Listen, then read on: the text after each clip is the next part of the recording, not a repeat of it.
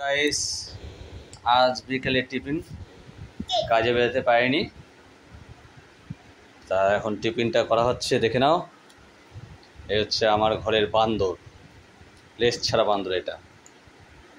আর এদিকে দেখো, লেজ ছাড়া হনুমান। এই যে একটু তাকান,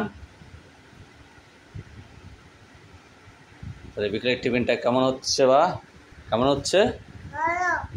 বাহ, টেস্ট কেমন?